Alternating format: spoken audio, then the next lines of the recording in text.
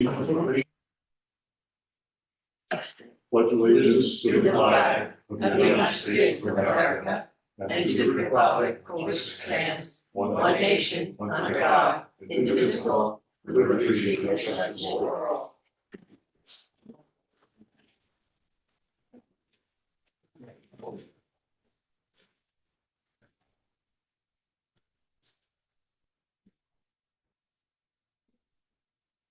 Last week, I and some of the board members attended a public hearing in Southampton Town about the future of the field over on Sag Road, Coxabog Field, so-called, which the Long Pine Greenbelt people wanted to remain a big natural area and not be farmed as it had been.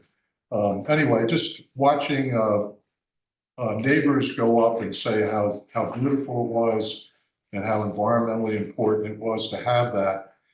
It struck me that, knowing their properties and how they looked like they were irrigated, chemically treated, had hedges, so there were no views across them.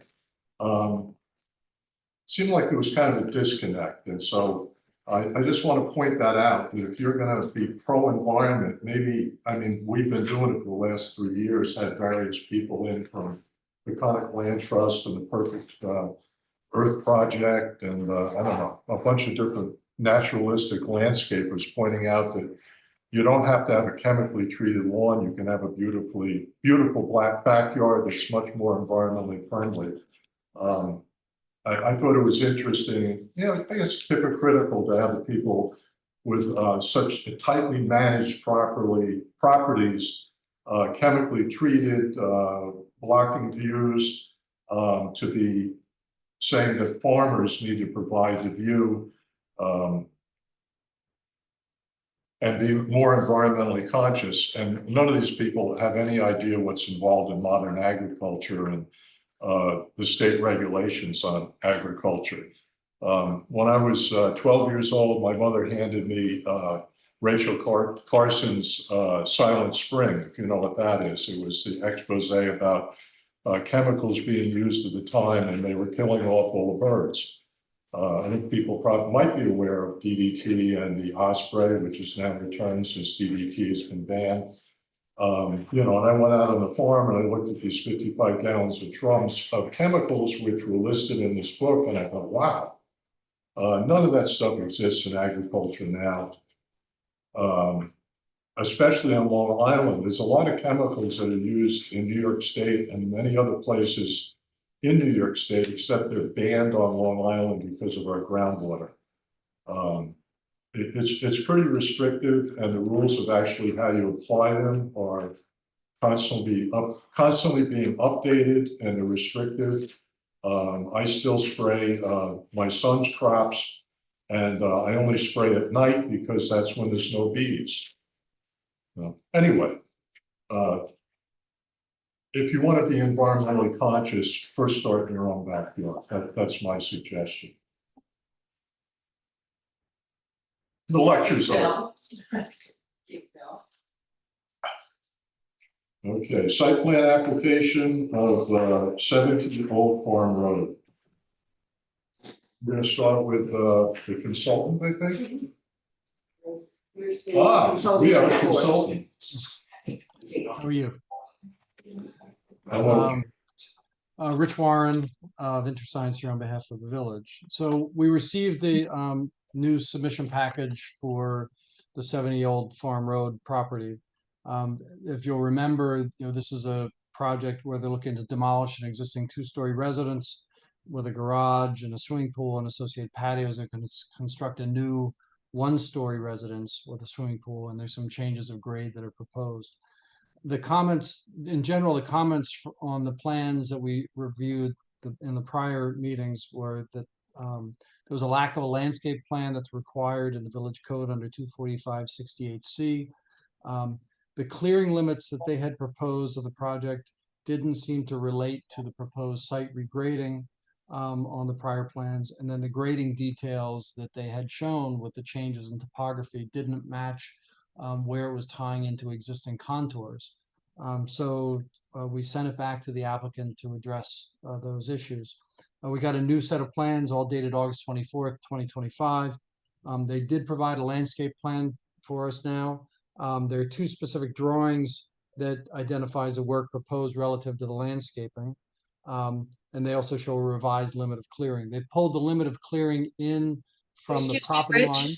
Yep. Rich, would Yes. you like to display any particular one of those Sure. documents? Why don't you put up the landscape plan, probably.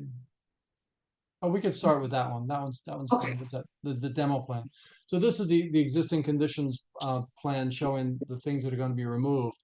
The red line is the limit of disturbance that they have proposed on the site. And you'll note that the limit of disturbance is pretty tight to the SWIP number. It's 42,019 square feet, staying just below the 43,560 square foot limitation for when you have to do a stormwater pollution prevention plan. So it's pretty tight to that number. Can you go through the next drawing? I'm not sure how you have these archived there.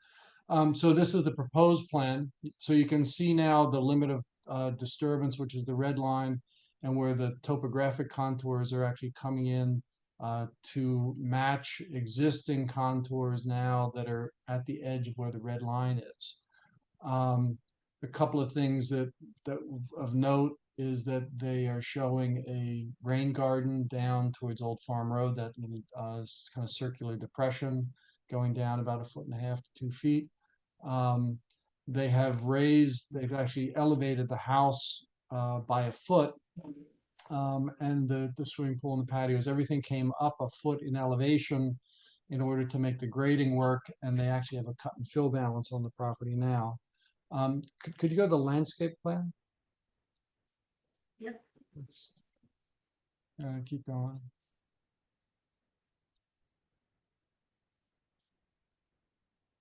There. Yeah, we can use this one. So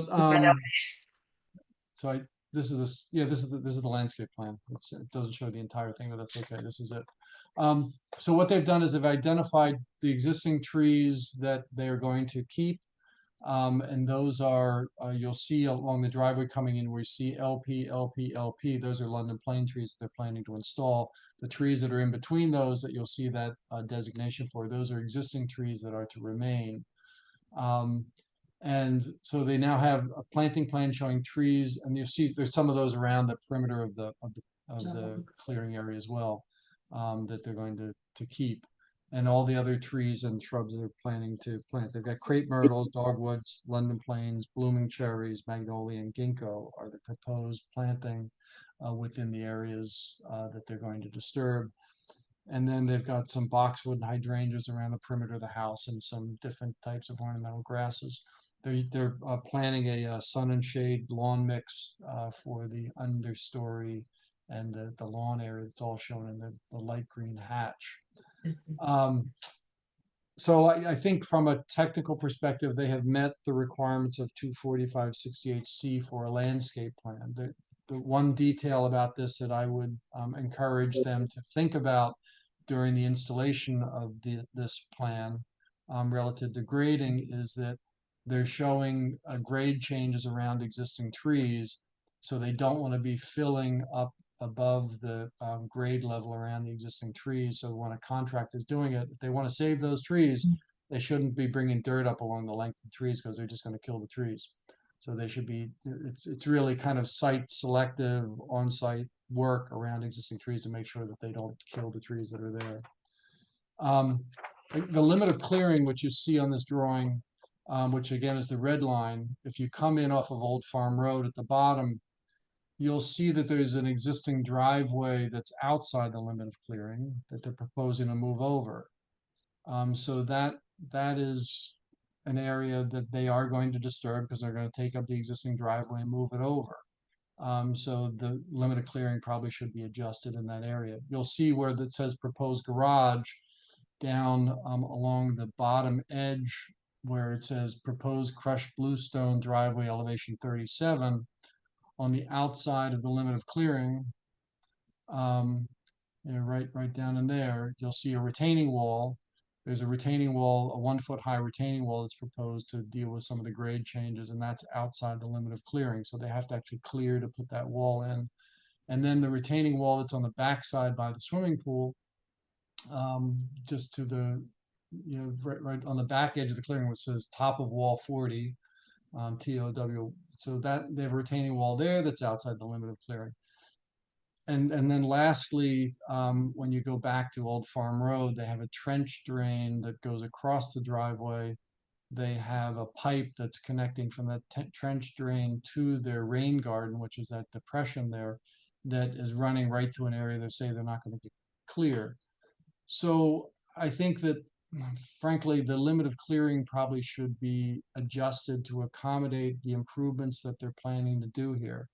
The driveway shift, the retaining walls, the underground utilities, the piping, because we are so close to the maximum allowable to stay underneath the SWIP. They're at 42,000 square feet, and 43,560 is the maximum allowed. They should really be conscious of that. If this moves forward with a plan, I know, Kevin, who I've talked with about this, has some comments as well. If they move forward with this plan, it's my recommendation that the contractor, that they put in a project limiting fence around the perimeter of the clearing. It should be staked by the surveyor and located, because they're trying to stay away from dealing with the SWIP plan and all the requirements of SWIP. So that project limiting fence should be installed by the surveyor at the boundaries that they say is less than 43,560. That's where it winds up being. And the contractor needs to be specifically notified that he can't exceed that limit. Otherwise, he has to deal with SWIP.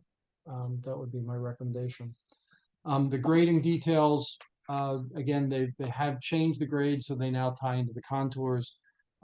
They've done a cut and fill balance now, where before there used to be an export of fill of about 379 cubic yards of fill. They've now balanced it where the excavation that's necessary for the foundation, the swimming pool, the drainage, etc., the cubic yards of cut equals the cubic yards of fill. And again, they accomplished that, I think, by raising the residence. They've reduced the parking in the front, where they had parking for 8 cars. That little parking court in the front is now parking for 4. So I think from my perspective, assuming that the boundaries of clearing get resolved, and again, that's in Kevin's court relative to SWIP and the concerns he may discuss. My only comment is that we should be sure that in any approval that the limits of clearing get staked by the surveyor, the contractor is notified relative to the inability to go beyond those boundaries with any work or site disturbance. Otherwise, they have to come back to the village for authorization to exceed that, which is then going to trigger SWIP if they wind up being able to stay below that number. And they should pay attention to how they're grading around the existing trees that they're trying to protect with the plan. This is a type 2 action. I know Kevin has comments, but once you get through that, you'll need to decide whether or not a public hearing is necessary for this, or you'd waive it under section 245-69D. So that's my review of this. Do the board members have questions? I just want to, just somewhat concerned with the new driveway and the drainage, which is in the pipe and the capacity, and how do you monitor something like that? Because that's where all the water is going to be coming down close to the road into the pond. Yeah, I think Kevin probably has some comments relative to that. So maybe let Kevin go through his stuff, and then we can see where you go. And how many trees are they eliminating? No, how many they're adding? So we know. We'd have to go back to, I think they're on the demolition plan, if I remember correctly.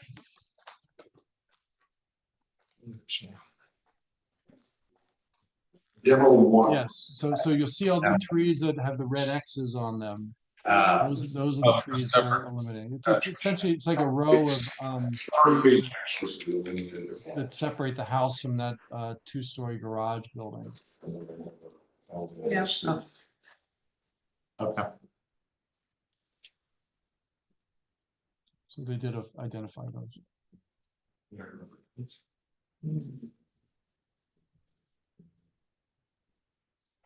This area is not the. This side. Any other questions?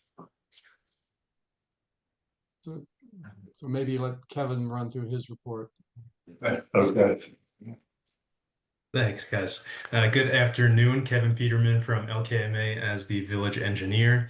My office has reviewed the revised application materials submitted on behalf of Catherine Ross for the proposed redevelopment at 70 Old Farm Road.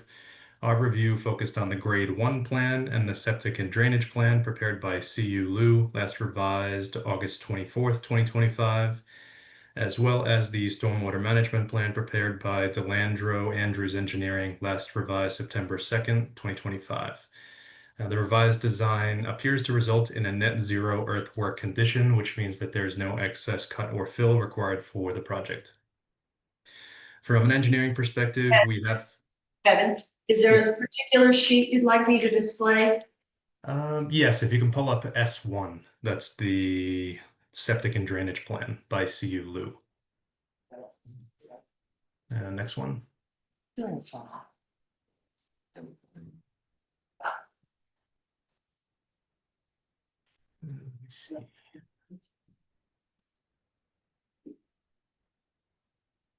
Is it?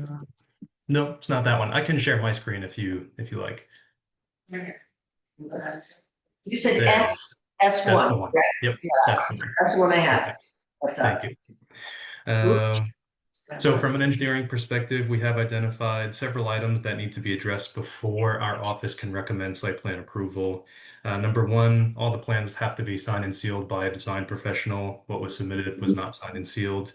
Number two, provide a detail for the pipe entering into the rain garden. This is along the Old Farm Road frontage there. Will there be a head wall? Will there be a rodent screen on the pipe? Will there be some sort of bubbler unit? Just want an idea of how water is actually going to be entering into that rain garden. Number three, we're asking the applicant to take a closer look at the proposed trench drain and the rain garden. It's recommended that the plans clearly label the rim elevation of the trench drain, the invert out of the trench drain, and the invert elevation of the drainage pipe entering into the rain garden. As currently designed, it appears that the rain garden does not provide adequate storage capacity, and as a result, flow would bubble out of the trench drain and into Old Farm Road before the rain garden begins to fill.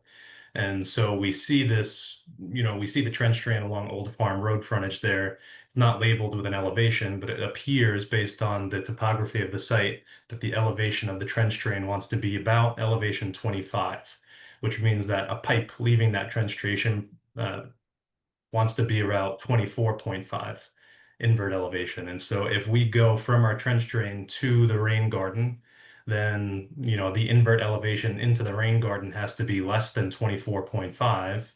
And we see that the rain garden really has a bottom elevation of 25. And so in order for that rain garden to fill up, what's on the downstream side would have to be higher, and that's not the case. That's not what is happening here. We have flow coming down from the driveway entering into the trench drain at elevation 25, and then that flow is going to try to make its way into the rain garden, but there's no volume provided in the rain garden. And so the flow will bubble out. As currently designed, it appears that the flow will bubble out of the trench drain and into Old Farm Road before the rain garden accepts any storage. And so we're just asking the applicant's design team to take another look at that because, it is important. We've got the ponds right on the other side of Old Farm Road, and we don't want to let any surface water exit the driveway. Kevin, can I interrupt you for a second on that? Yeah. One of the notes that I have on my own plans that I've been reviewing it was, I see on, the concern is because of Old Farm Road with that depression that's now gonna be called a rain garden. One, was that a natural depression that's there presently located on the property? And two, if I'm reading it right, the edge of Old Farm Road has an elevation of 24, correct? Yeah, we can zoom in a little further. So it looks like there's a 24 contour along the edge of Old Farm Road, and it doesn't appear that there's any sort of depression or rain garden type formation under existing conditions. So that would be something that's proposed. And it only gives you 12 inches in elevation from those two, from the proposed French drain.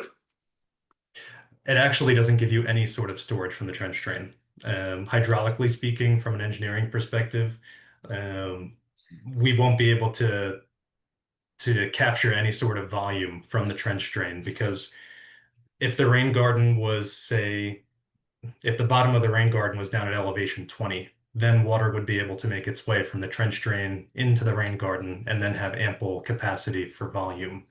But because the rain garden currently designed has a bottom elevation of 25, there's just nowhere for water to go. Thank you. Of course. Moving on to comment number 5, proposed drainage structures in area A6, which is the basement egress. And so, Rhodey, if you were to slide over page left into the basement egress on the left side of the building. Yeah, so we see DW6, we see 3 drainage structures in the basement egress on the left side of the building. I would imagine that those structures need to have some sort of inlets in order to capture any drainage that's coming down into the basement, and there are no details or callouts that would indicate that those structures have inlets. Number 6, we were provided with a soil boring. The soil profile depicts an unfavorable leaching profile. So we're asking the applicant to please provide the bottom of ring elevations for all proposed drainage structures and identify which structures will require soil correction.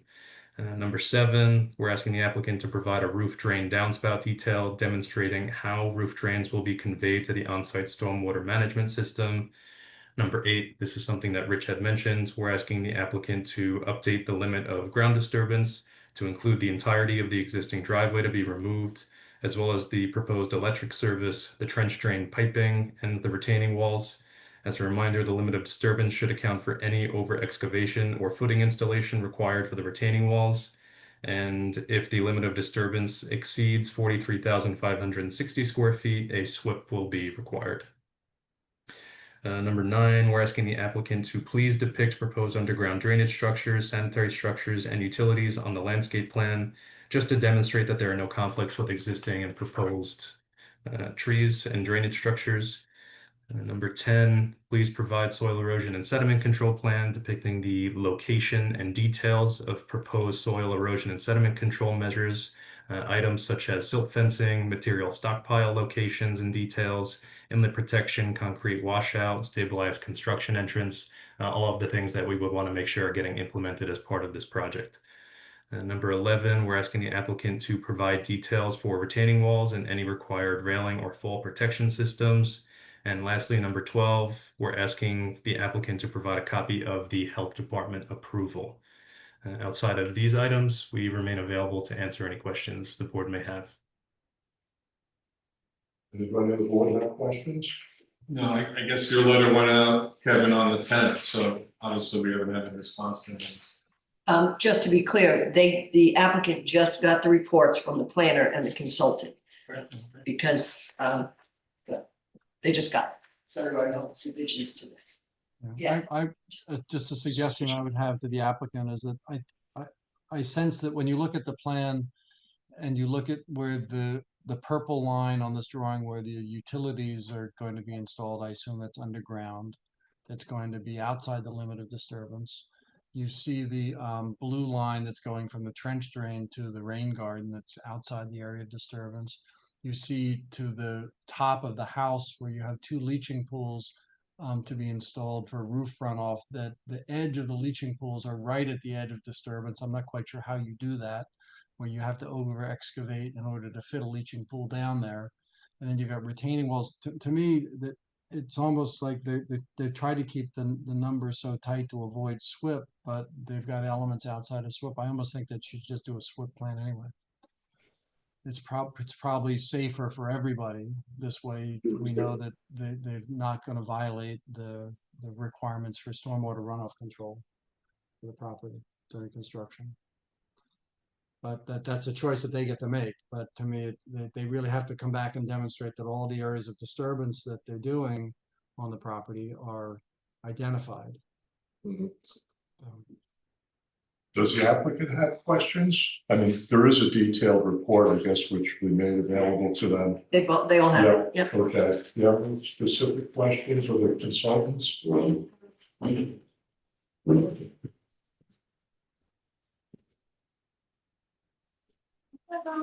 Just identify yourself for the record, thank you. CEO architect, I just have one question. I believe we filed C1, that was the plan prepared by the engineer we consulted with, Delanjos. They did detail for the drywall, for the water drainage for the basement, window well. I don't know if those suffice, or should I copy those onto my drawings as well, or I didn't see anything about that, so I just wonder if it is not good enough that we should have something else, or we can use it and just put it on the site plan drawings we have. I Yes. think it's on the, yeah, and is there C1 or C2 or C3? I don't know which one. Right now, I don't know. This which one is one. C1. This one Yeah, up on the it's probably screen is C2 C1. or C3. There is a detail for the basement drainage, window well drainage. Yes, we did look at the details on C3, so we did. C3, yes. Okay. Yes, we did receive those, we did review them, and we know we've got proposed 50-gallon drum storage in the window wells, and that seems like it should suffice. The question becomes, on the plan, we see 3 dry wells proposed in area A6, which is the basement egress. That's like the entrance to the basement. And all of those dry wells are buried below grade with no pipes connecting to them. And so the question becomes, how are they accepting water? If they're intended to be accepting water just with drainage inlets, that makes sense, but it's not shown that way. And so we're just asking for some clarity. Oh, so A6 is just for the basement entry. It's just the water goes into the lower court. And the downspout for the roofs are going to the other dry wells that we piped out. We have blue lines that goes out. Yeah, I think the engineer's question was, what on A6, what is the entry point for the water? Is it a drain? Is it a grate? Is it something else? There's no called out detail on that. Okay. Yeah, the only detail provided on the plan is for a buried dry well with no access to grade. And so if we don't have any pipes coming into that system and no, inlets, then how is water going to make its way into those structures? Okay, I will work on that. Thank you. And we also had health department approval just a few days ago. Thank you. Thank you. Thank you, gentlemen. I'm gonna make a motion to adjourn this until the October 15th meeting or whenever they would. Second. All in favor? Aye.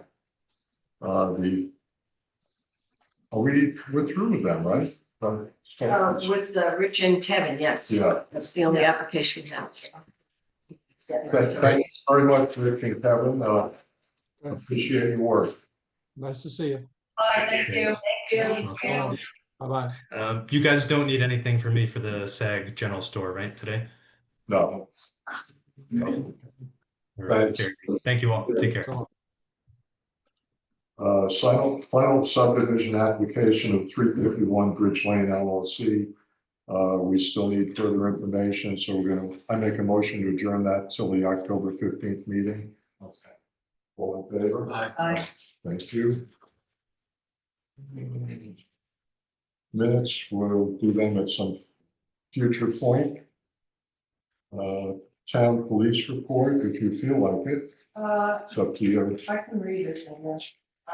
I didn't get it yet, now I have it, now I have it. We can just go through it. Okay, Abandoned 911 calls, 22.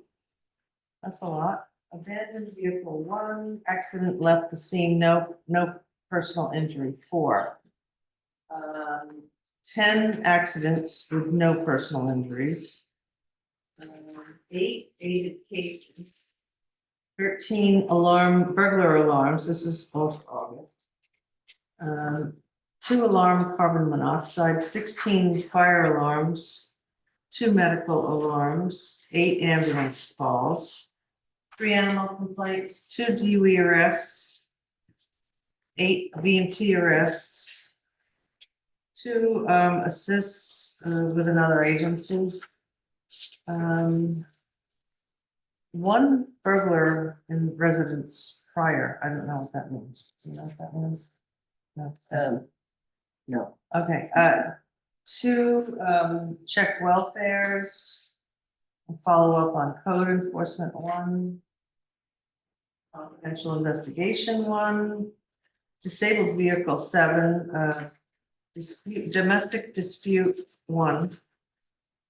1 escort. 1 FM building inspection. Fire marshal building inspection. FM public assembly inspection, 6 FM tent inspections, 2 recovered property found. 1 marine incident. 10 ordinance of noise. Other calls, 8. 19 parking complaints. 3 patrol follow-ups. 1 premise check, 5 reckless erratic drivers, 1 smoke investigation, 1 SRO activity. Yeah, I'm not sure. I saw that on there. I didn't have time to. Suspicious incident, 3. Suspicious person 1, suspicious vehicle 2, traffic enforcement 4, traffic hazard 7, 129 traffic stops, utility wires 4. That's it. Okay, thank you. Some things are new that we don't know, so we'll look into that. Yeah, the reports are. Really interesting, it's an SRO, I mean. Yeah, standing room only, yeah, so.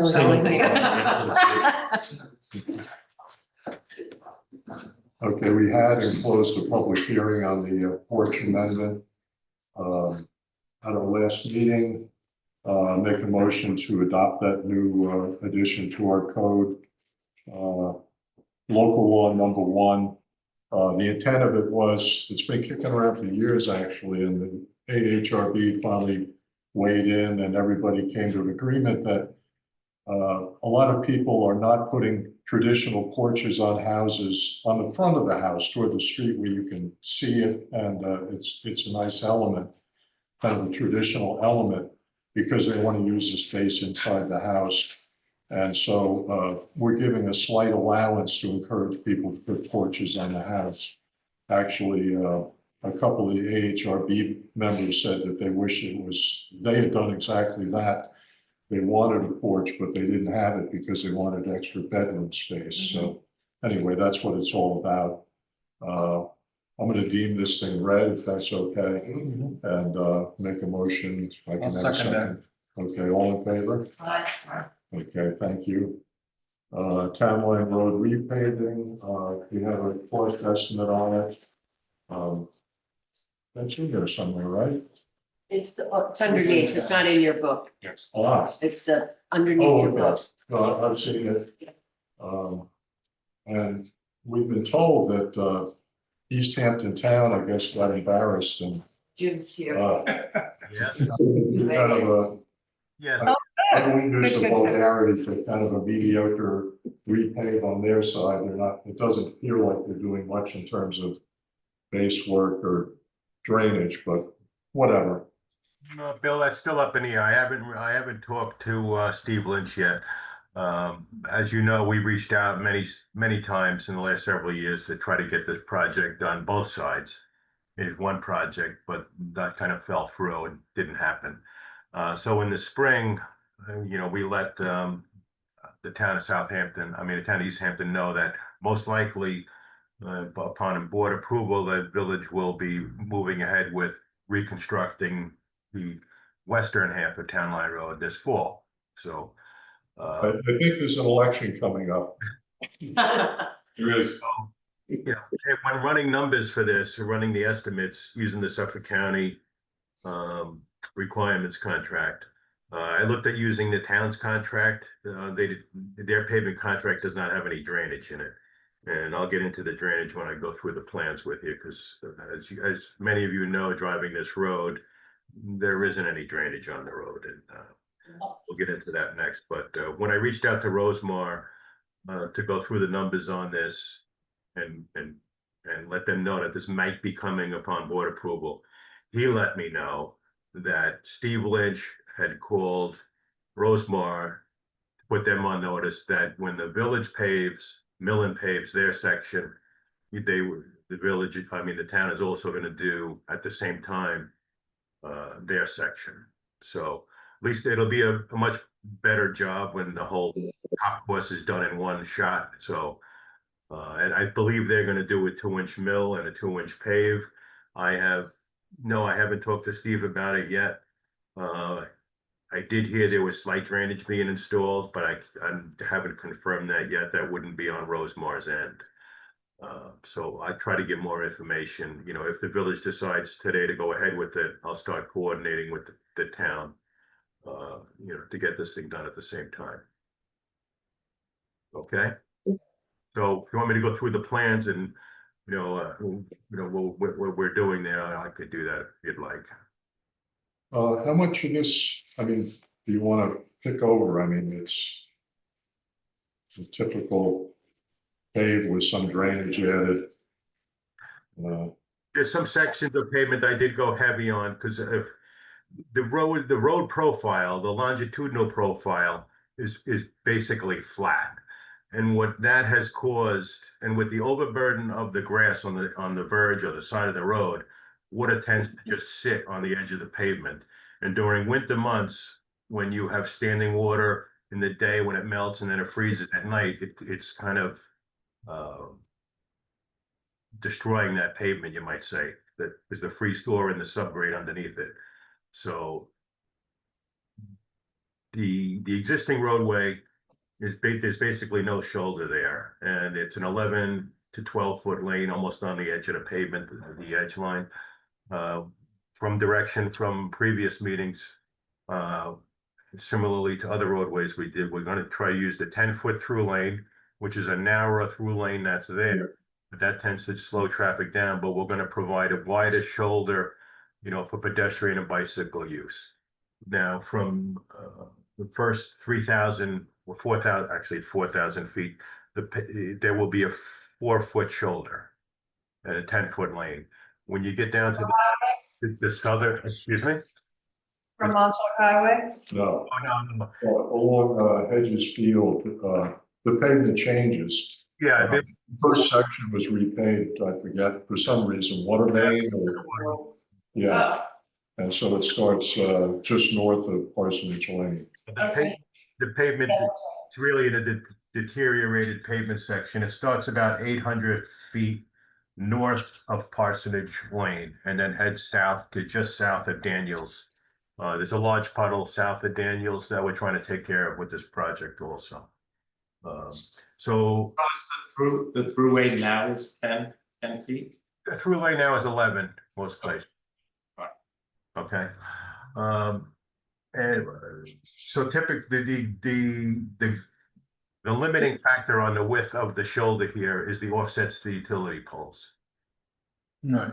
Normally, it's desired to have a 2-foot offset from the edge of pavement to a face of utility pole with an 18-inch minimum, okay? So on the first 4,000 feet of the roadway, all the poles were greater than 16 feet. So when I get to station, that's 4195, there's some poles that are closer. So like the 1,000-foot north of Daniels Lane, it switches to a 3-foot shoulder. So I have the edge of pavement staying 2 feet off the face of poles. And south of Daniels, they were going about 200 feet. We're not doing any widening south of Daniels. Like I said, we just extended that limit, catch that flood, basically goes to the double yellow line when it rains. So, can I ask a question? Sure. So I see the black line here on the scale, and that's north of Daniels. It's kind of blacked out. And is that where you're expanding it? I'm Yes. looking- You know, a little like the hatching, the gray hatch. Yeah, it also is black on my, no, it goes from black, it's black. Okay. Black line. Pipe widening, there's like a 3 foot widening there, Okay, just north of Daniels, you know, on town line, yes. okay. Look, I don't want to take everybody's time up on this, but this is a project that's near and dear to my heart here to get this done right. I see a lot of foot traffic and bicycle traffic, and I do think it's a safety issue, so Yeah. And I the, certainly would like to proceed on this as soon as also possible. give you a copy of the estimate. Yeah. And I don't know if. They have it, Jim. They have Okay, it. all right, so I don't need to go into it, why there's 2 numbers on there, just. What is this? Yeah, but why is there 2 numbers? Just real quick, The way, it's pretty significant. it was probably about 10, 12 years ago. I was still at the county at the time. And we were constantly getting, they call these requirements contracts, and a lot of the contractors were unbalancing the bid. Because what they do is you bid on an imaginary work order. And the contractors would try to figure what items they're gonna use. Long story short, we got the county attorney to agree to do an alternate bid. So at the time, when the bids are opened, they're compared based on the imaginary bid. And the contract is awarded to alternate 1 and alternate 2, contractor 1 and contractor 2. So you prepare an estimate of quantities for a certain roadway, what it needs, how much asphalt, how much drainage. Then you plug your quantities into the spreadsheet and apply the contractor 1 and contractor 2 unit prices, price per cubic yard, price per ton. Then you have the resulting cross multiplication and adding of columns, and you have a number for each contractor. The contract or the work order would then get written to the lowest priced work order, either it's alternate 1 or alternate 2. So in this case, Rosemar is, as you can see, much lower, using the same unit based on the unit prices and the quantities in our project. So I just wanted to show you what that, you know, what it was. Basically, alternate 1 or alternate 2. So this. Okay, the big cost difference is it says unclassified excavation and disposal.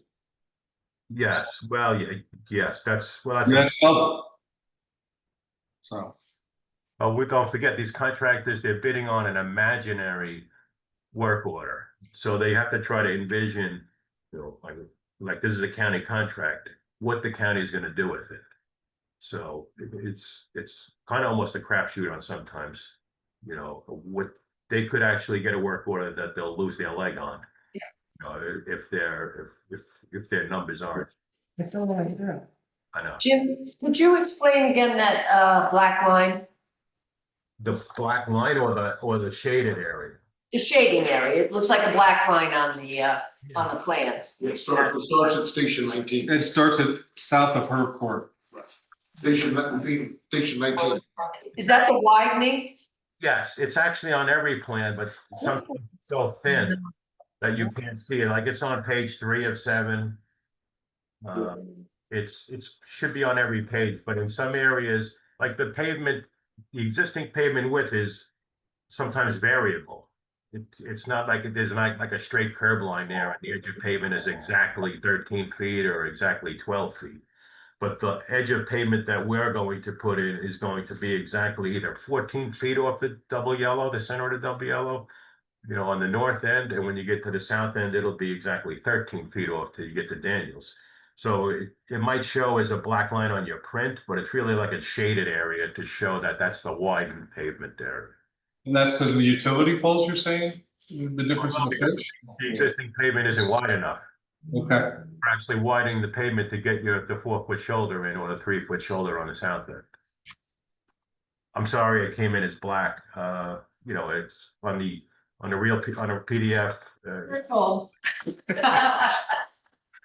Can I make sure that, so, and again, that, you know, the safety issue, because we pick up every summer a number of different people who have fallen or their bikes have been pushed off.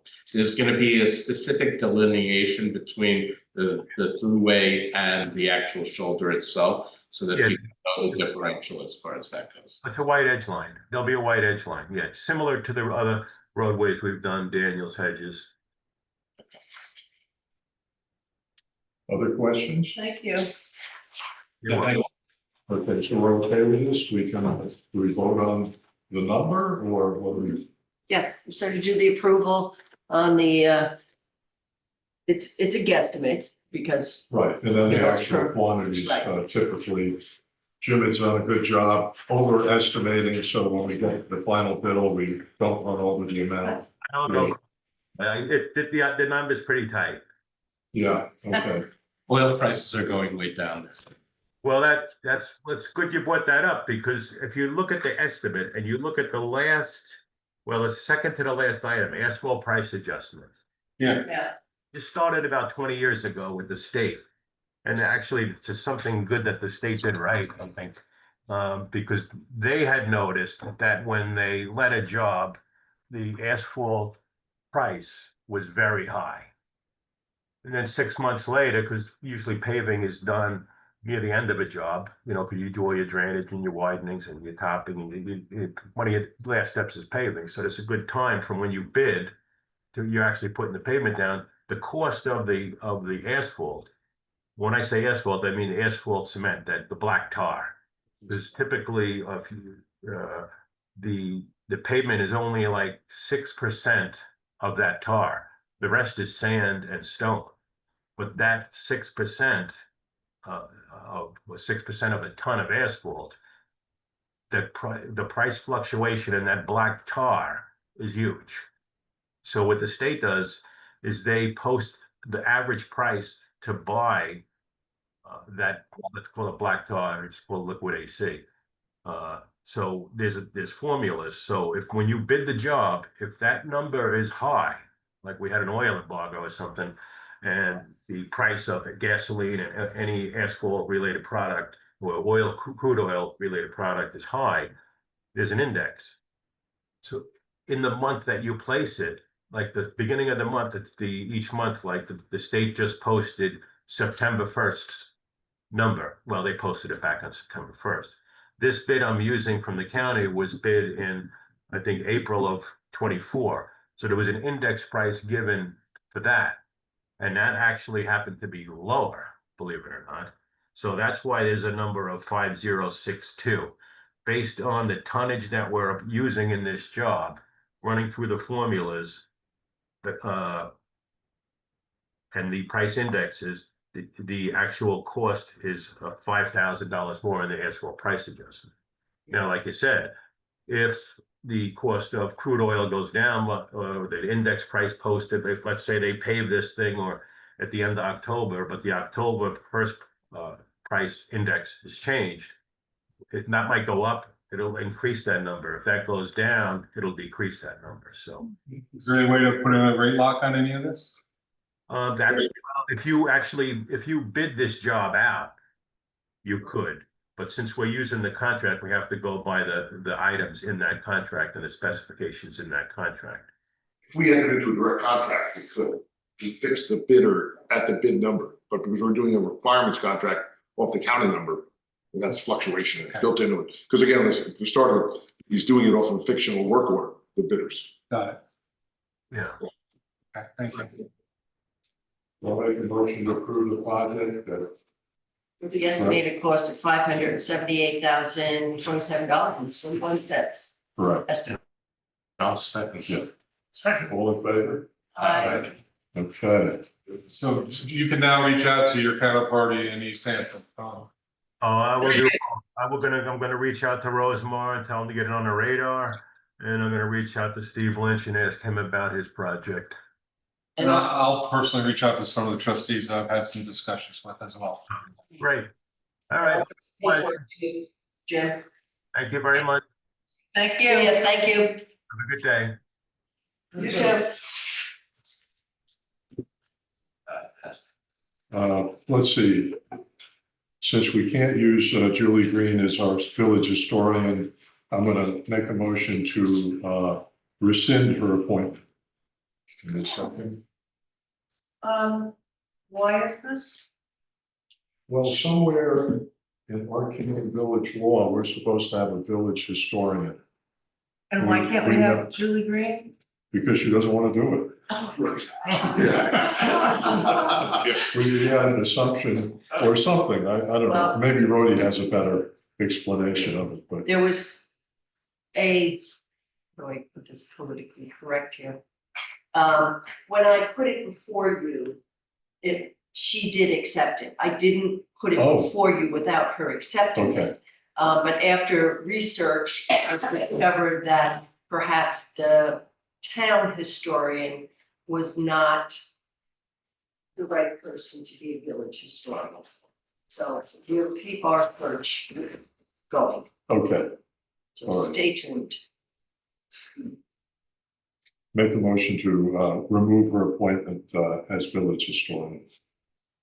I'll second that. She doesn't want to do it. All in favor? Well, whatever. Right.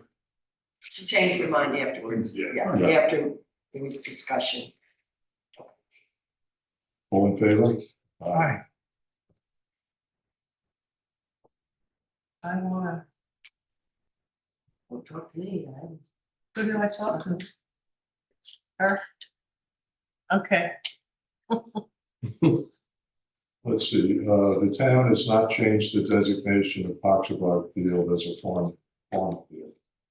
I think that's the way to put it, but I don't think they're gonna let anybody farm it, so. Whatever, Wait, what? the field up here, just north of the highway, Poxabar Field, they called it. Designated it It's designated, it was bought as an ag field, it was preserved, it would have 4 houses on it if Jerry Power hadn't saved it. And so the town is now keeping it ag, but But they're not, not gonna let anybody farm it, that's my guess, we'll see. We don't know. There was a public hearing on it and there was a motion originally at their organizational meeting to change the category, which would have incredible implications for other stuff that we're trying to negotiate farm fields for. And remember, we put it up as a resolution last meeting, that we were against changing that designation. And Longpond will be happy about that. Bill and I presented the rationale for not changing it, especially if it's supposed to be designated as an agricultural land use. No, why is somebody gonna preserve farmland and price it at that, or however it works? And then find out later that the town maybe changes to affordable housing. You know, they put houses up there, or they, whatever. So effectively has an effect on future donations Yeah, for people, farming if in they're our gonna community. donate money for it, they're gonna say, And well, it is typically at a discount. Right? Yeah, I mean, you know, right. so how are we gonna do that? But we can't go back. I think that was the key point. Is that if you're gonna sell that land for whatever reason you sell that land, it should be under the auspices of why you're selling that land, rather than all of a sudden, in 10 years, someone changes those auspices. So, you know, if Lee wants to sell a parcel of the greater parcel that she owns, and it should be under the auspices that she sold, rather than someone else deciding that they could do with that land what they wanted to do. So I think, you know, basically the whole trading should not happen. right. We do not have the drawings on the parking for Sagaconic General Store yet. Let's see, composting, local law, we had it up for a public hearing. We're gonna have to take comments at the end of the meeting. Composting local law, we had it up for hearings before, and a bunch of farmers, I've talked to them since, and I get a different, they didn't really understand what we're after. What we're after is this is Newsday, right? Correct. What's the And title of it? Intolerable Smells is a farm field, which somebody says that if they're gonna have a nursery on, but all they've been doing is dumping trailer loads of all kinds of compost from all over the place. God knows where it comes from. And it's not legitimately a farming operation. Anyway, we're trying to head that off here. So anyway, I want to set a public hearing for October 15th to reintroduce that legislation, unchanged from before. And I've talked with the farmers and told them that we're not into the farmer who has manure, potatoes, anything you have, you're growing, anything that's going to, you want to compost, spread on the field, incorporate in the soil, that's fine. But we don't want somebody, you know, Maggio's, or I hate to mention, but you know, it's not them doing it, it's somebody else. I don't know who exactly is doing the dumping in that particular field, but it's a cheap way to get rid of trash. And if we can head that off, I think that we need to do that. Second. Yeah, all in favor?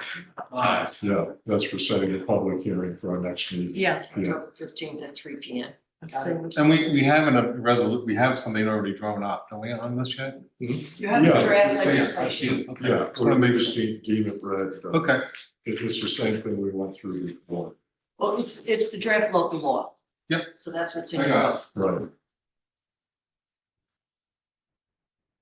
And we've shared, obviously, should we share that with the farmers and everything, so they The understand? same local law was shared a year ago, Yeah. Perfect. but it will be public, so it'll be on the website. It'll Yep. be available Awesome. for anybody that wants to view it. Assembly permits. Okay, let's see. Wolfer Harvest Party, on the Wolfer Estate Vineyard on, October 11th, rain date October 12th, from 12 to 4. It's $195 admission. And it's at 139 Sag Road, Sagaponic, 3 acres. It's the vineyard. They expect 500 people with 80 working it, so 580 people. It's a lunch, barrel rolling, grape stomping, games, and live music. They expect 300 vehicles. I guess they park it in their own parking spots. There will be a valet company, Herm Lavison, as well as he will be doing the security company. He is the security company as well. Catering company, Fresh Flavors. Refuse is National Waste. They're using Outback portable toilets, 24-foot trailers, staked in a handicap toilet. No police, no highway, no building inspector. It's a PA sound system. They're having a band. This is an annual event. Any questions? Nope. Therefore, any discussion? I make a motion that we accept this permit. Second. All in favor? Aye. And then there's a special event permit application. James and Martha's welcome party. It's on Gibson Beach. Welcome party for a wedding weekend, on 9/19 in 2 days. Time of event is 5 to 8. It's at Gibson Beach, expecting 60 to 70 people, and working, the event is 6. What's special? Whose wedding is it? I'm just curious. Do you have any of that? James and Martha's. Martha, who? It's actually McGinnis is the last name on that. McGinnis? They're obviously a resident of Yes, they are. Sagaponic. Hedges Lane. You know that road? Yeah, I've heard of it. It's a casual beach barbecue with beach games, speeches. They're using a portable karaoke machine, no music, 2 to 3 self-contained fires. And the number of vehicles, 10 to 15. Are they gonna be on the beach? What's that? The vehicles. If they have 4x4s, they can, but if not, they can't be. No valet. The name of the caterer, they're gonna provide their own food. And alcohol will be served. No on-site security and the garbage cans they're using and the bags that will be removed that night. And They have to remove all their garbage. yeah, They have to take it off, yeah. they will be removing all their garbage. And then there's a little food station, a grill area, and set up for tables and chairs. How many people did they say? 60? 60. They have a list of the go-to karaoke song. No list. They could join you. So, any questions on this? I guess they're parking in the parking lot or on the beach? Well, they can't park on the beach, but they can park in the parking lot, Oh, they can't park on the beach? not unless they have 4x4. Well, yeah, they have a 4x4. With a sticker. Yeah. Okay, any questions? Is this for us to pass it or is this? Yes, no. Okay, I make a motion to accept this permit. I'll second that. All in favor? And another special event permit is Saba Capital Offsite Event on October 3rd from 6 to 11. It is at Gibson Beach. No tents, 60 to 70 people. We will be at Boaz Weinstein's home in the afternoon. Then we will walk to Gibson Beach for dinner and a bonfire at 6 p.m. We will most likely be done by 10 p.m., but added the extra hour just in case.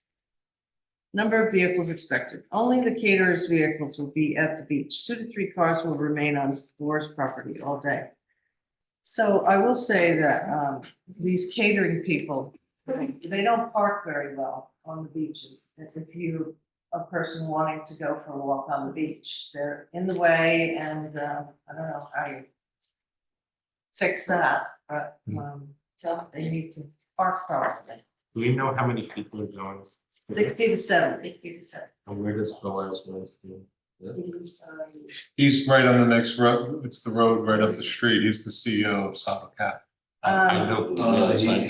He's right up the street, right at, what's the first cut road? Seascape or No, Crestview? Crestview. Crestview. Yes. I think it's like the second house out, West Crestview. Okay, alcohol will be served.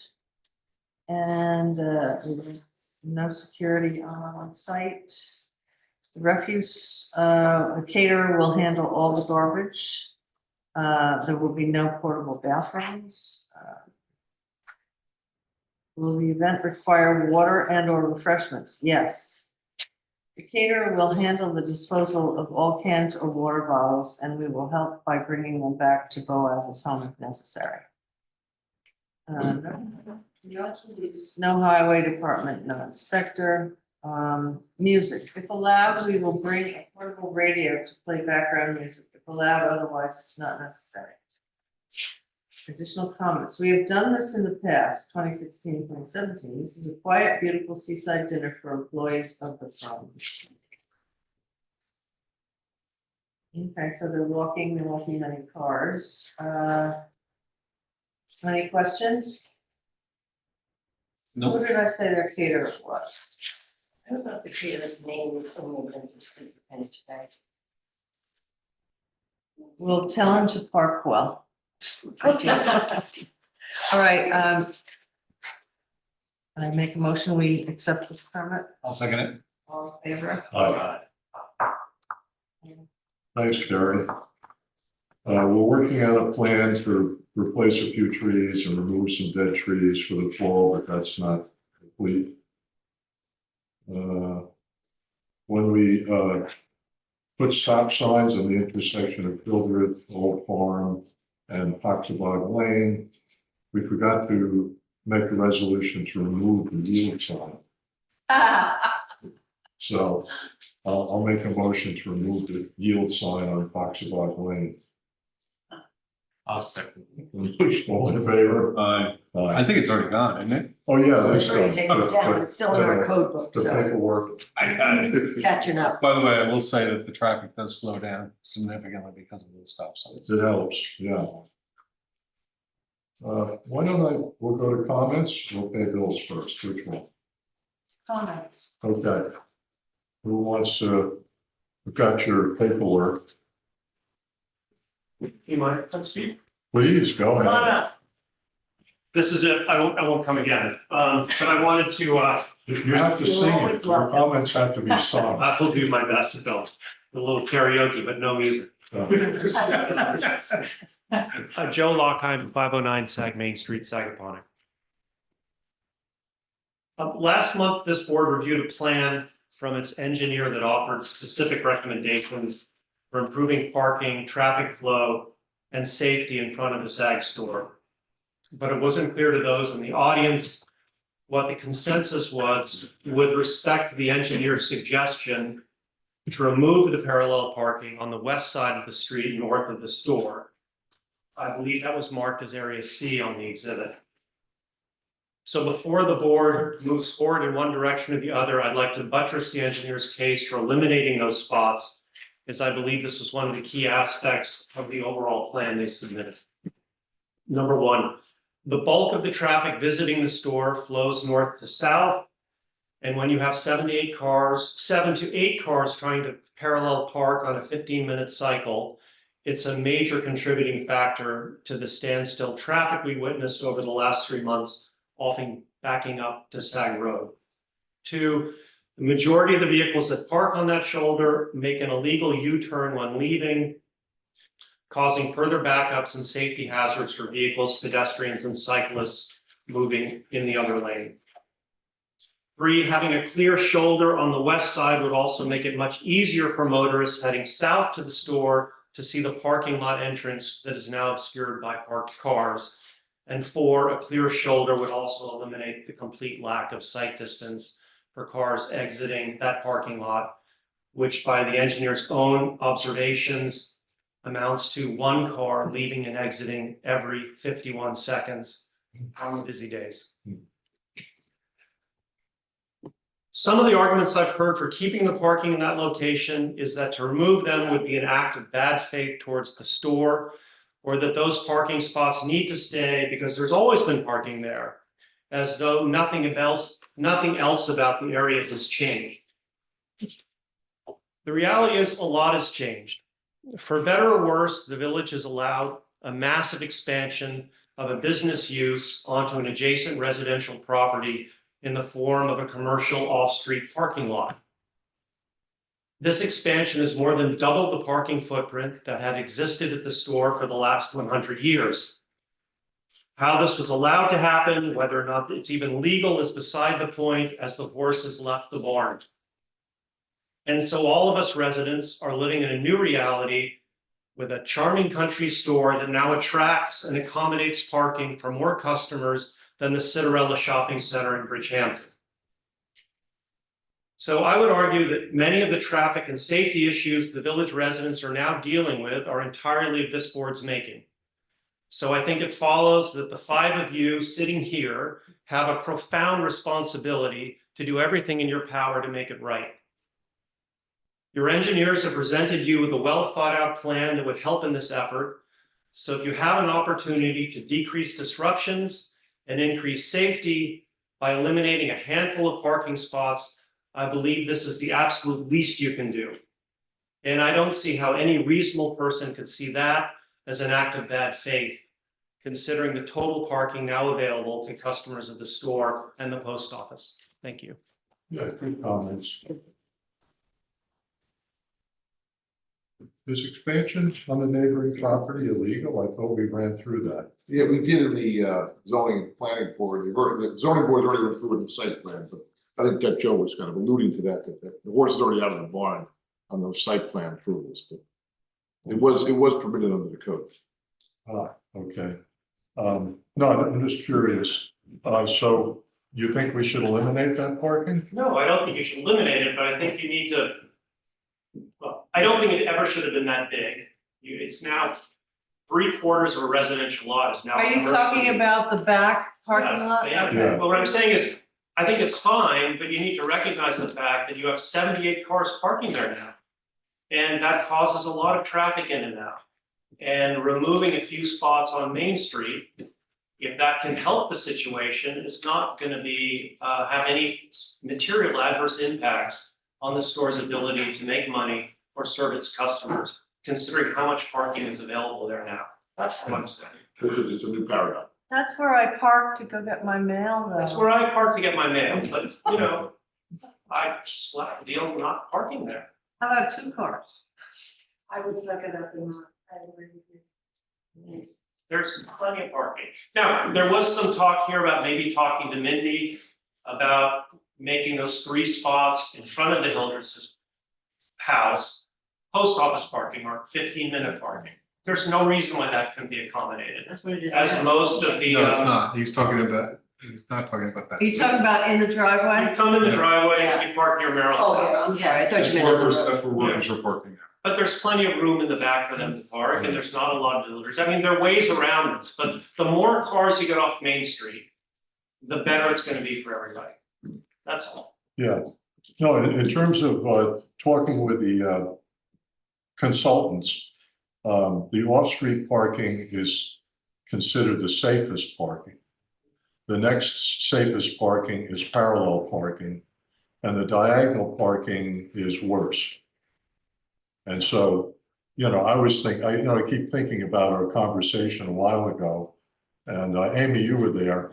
And really, you know, if you eliminate the parking on the other side of the street, then people aren't crossing the street, people aren't backing into the street. It gets all that foot traffic that's crossing the street out. Hey, look, if it were up to me, I'd eliminate the parking on that side, but I know Yeah, it's a well, I bridge mean, the too far, safest thing is to get rid there's of a- all of it. there's a but, balancing act here. Yeah, right, The point is, if you want to reduce the parking on one side or the other, right? So that cars can avoid the illegal U-turns, which are gonna keep happening, or people backing out, or whatever it is. You do that on the west, you do that on the east, doesn't really matter.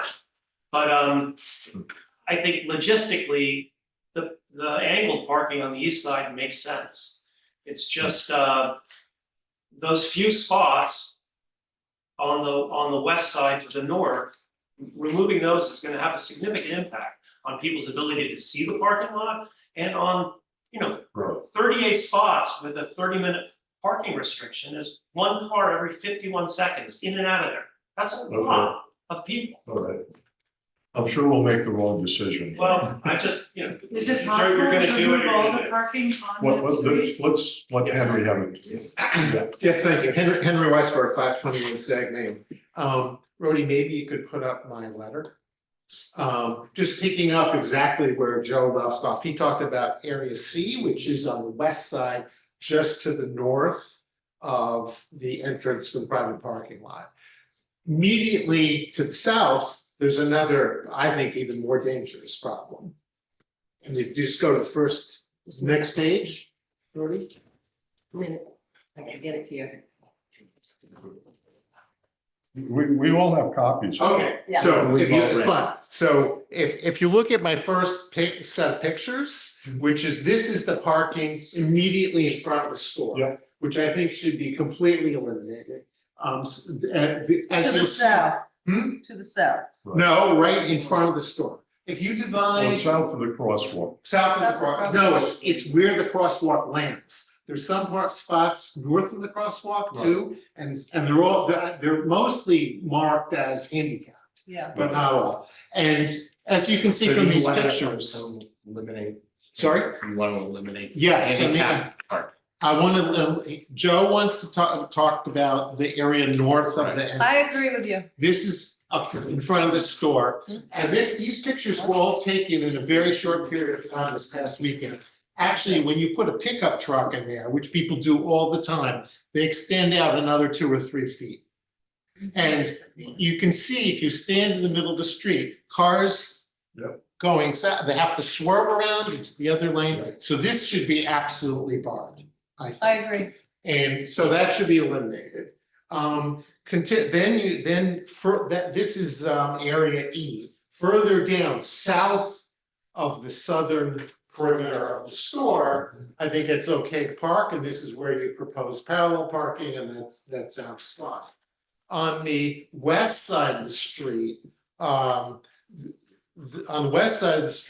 we have the Amy Sullivan problem, and I have pictures of that, and it's completely clear. I mean, you just cannot see into the street. You Right. just have to say, now I'm gonna go and see what happens, right?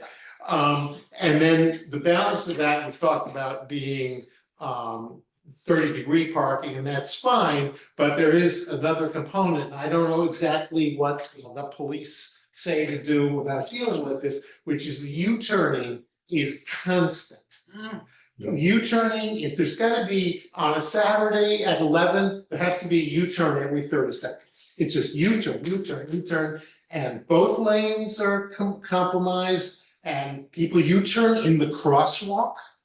The U-turn to go north or the They U-turn U-turn to both go ways. east? Usually, they seem to be people who came from the north who want to return to the north, but you see them both ways. In my pictures, actually, I've got pictures of people going both I ways. usually pull all the way to the empty spot in the east side and then back out of that spot. Is that an illegal U-turn? No, but I think it shouldn't be allowed. I think And I if don't you're go gonna- down there at 11 If o'clock you're gonna, on if you're Saturday. gonna switch directions, you need to do it other than between Sagaponic Road and, and the next street. You need to go somewhere else to do that, because there's too Isn't much that congestion. illegal?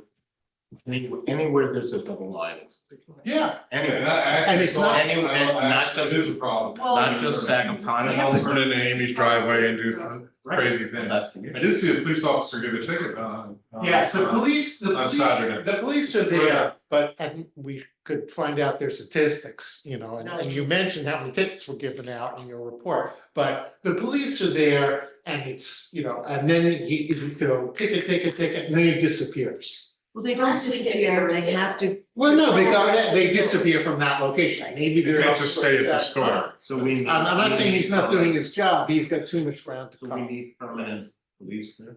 Yes, or, there are all kinds of, you could put make that yellow line some kind of ridge or something, I don't know.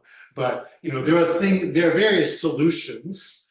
I don't know what the best one is, but I do know that we're running a big risk with constant U-turns. And I should note that even after Labor Day, we all thought it would calm down. It's very much calmer today, but on the weekends, I haven't seen any change. No, it's gonna be a problem next season that we have to. I don't think it's ever gonna be fixed, I'm sorry to say.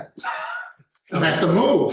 No, look, all I can say is we're responding to it. We Yeah. understand the issue. Do our best. We're coming up with some proposals, and maybe it's baby steps at first, but we all recognize we need some changes, okay?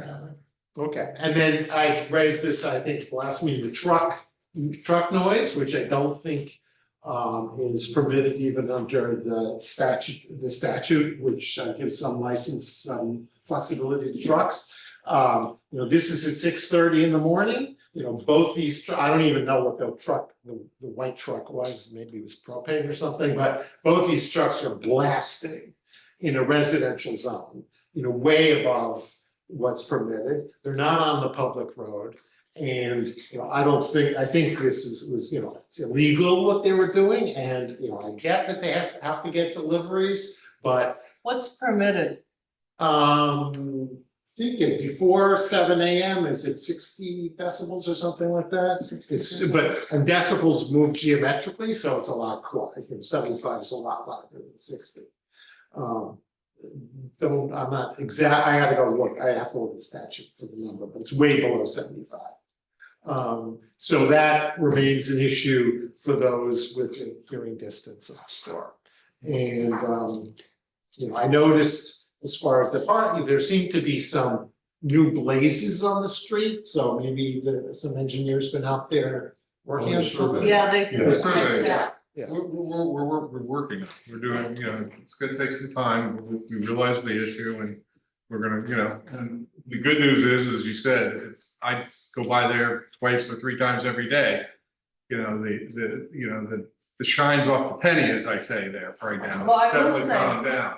So, but still, it's gonna be an issue come back to the season, so. I went- Well, as I said, it's still an issue on weekends. I went Monday and there was not a single car. And I went into the post office and said, oh my God, are they closed on Mondays too? There's not a single car there. I wanted to take a picture. But I didn't have my phone with me.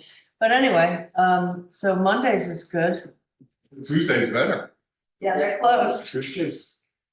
Honestly, yeah. Okay, thank you. No, we understand. Thanks. Anyone else to speak? Okay, we're gonna pay some bills and make a motion to extend.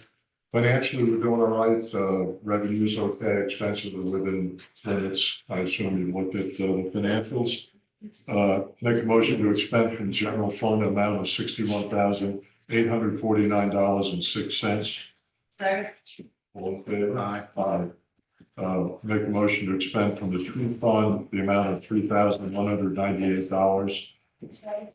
All in favor? Aye. Make a motion to expend from the trust and agency planning fund $116.25. Make a motion, get a second. Okay, all in favor? Aye. Make a motion to expend from the capital highway fund $21,374. Have a second? I'll second. All in favor? Aye. And make a motion to expend from the trust and agency fund $2,500. Second. All in favor? Aye. Okay. Anything else? I just would like for the record to note that the Foxy Boss situation, obviously of last week in front of town hall, it's good to see some people, some of those town council members realize the bigger picture that they were entering into by change of code. I also like to point out and thank Lee for her comments at the end. We didn't stay there, but I looked at the video at the end, Lee, and I appreciate your comments on supporting not changing the designation. Thank you. Make a motion to adjourn the meeting until October 15th. Second. I have a question. Oh, yeah. Is there anything, or maybe it doesn't bother the rest of you? Is there anything we can do about all these driveway markers that are going up throughout the entire village? Keeping people from parking The and little holes. throughout the whole village? Yeah, we just tell them to take it down. I mean, some of them put them up because they have perhaps a building permit and they're not allowed to park there. They'll put them up so the contractors don't park there, but give me a list and I'll have John go. These things are throughout the entire, Yeah. Okay, mostly on Main Street. just. I just don't know think how Main far- Street is because of the How store. far off I mean, if they want to claim they're putting it on their property, They're not, they're not. they're not putting it on their property, Okay, except for in a few spaces in the so village. if I give you a list or Yep. we can just have John go down or somebody go down and. Yep. Yes, we can. So on average, from what is their property from? There is no average. I mean, it can be inches to 50 feet. Inches. Yeah. There's some people planting seeds. No rhyme or reason. At your house. Here. Gotta be like right at the very end. We had a motion and a second to adjourn the meeting. All in favor? Aye. Okay. Soft. Nothing to say? Like,